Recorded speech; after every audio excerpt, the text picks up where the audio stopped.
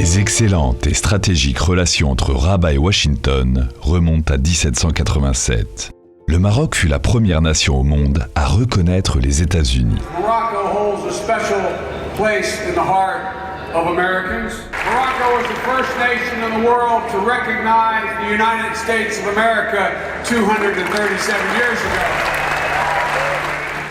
Ces relations n'ont cessé de se renforcer au gré du soutien des États-Unis, des efforts du Royaume du Maroc en matière de développement économique et social, en mobilisant notamment plus d'$1 milliard via Millennium Challenge Corporation au titre de 2 programmes de coopération.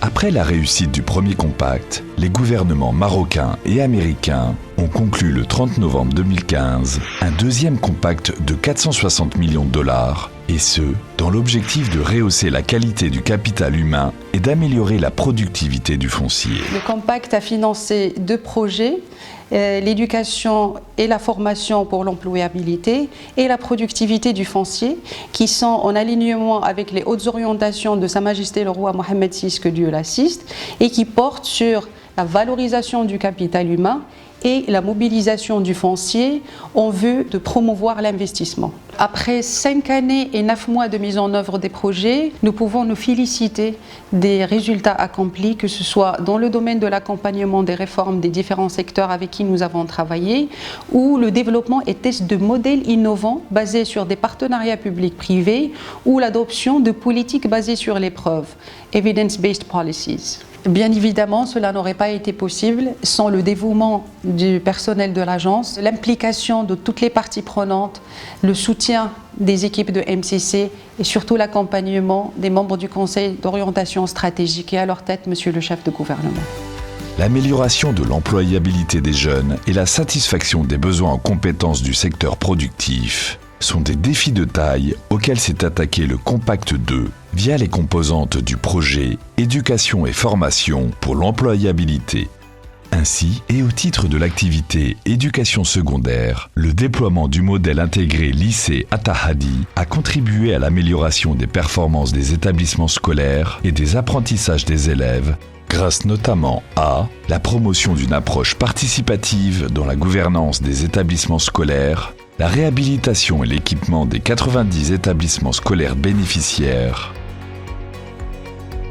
la formation de près de 6000 cadres pédagogiques et administratifs, le développement et la numérisation de 26 modules de formation continue et leur mise en ligne sur la plateforme eTakwin, et la dynamisation de la vie scolaire en partenariat avec la société civile et le secteur privé. Les résultats réalisés sont à apprécier également sur le plan 2, l'amélioration de la couverture fonctionnelle du système d'information Massar de 25% à 95%. L'extension des équipements du data center principal du département de l'Éducation nationale et la mise en place d'un data center de backup. La production de guides et d'outils sur les différentes pratiques d'évaluation au service de l'amélioration des apprentissages. Et le développement et l'expérimentation d'un nouveau système d'entretien et de maintenance des infrastructures et des équipements scolaires.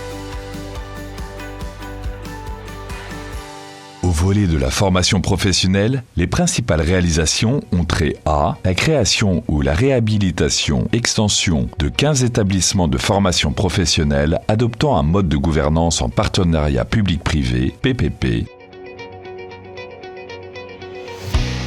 l'équipement de ces 15 établissements bénéficiaires du soutien du fonds Charaka et le renforcement des capacités de leurs équipes, notamment en matière de gouvernance et d'ingénierie de formation. Au titre de l'appui à la réforme de la formation professionnelle, les réalisations essentielles sont perceptibles sur le plan 2, la conception et l'expérimentation d'un dispositif d'examen et de certification des lauréats des établissements de formation professionnelle, privés, non accrédités. Le développement et l'expérimentation d'un dispositif d'évaluation et d'assurance qualité au sein des EFP. Le développement d'une nomenclature harmonisée des dépenses et de 2 plateformes dédiées au calcul des coûts de référence et des coûts réels des formations. Et le développement d'une architecture institutionnelle et organisationnelle du genre et de l'inclusion sociale dans le système de la formation professionnelle.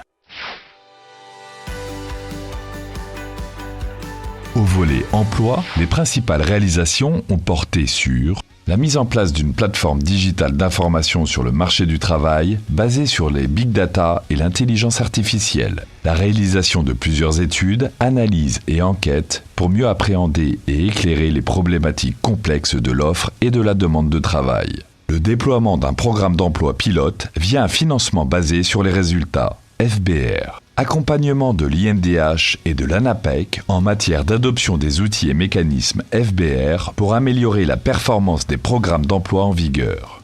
L'organisation de formation et la réalisation de travaux de recherche en évaluation d'impact des programmes sociaux. Déploiement d'un programme de formation de la Harvard Kennedy School sur l'utilisation d'épreuves. Et l'appui au ministère en charge de l'emploi pour l'organisation de la 6e édition du Trophée de l'égalité professionnelle.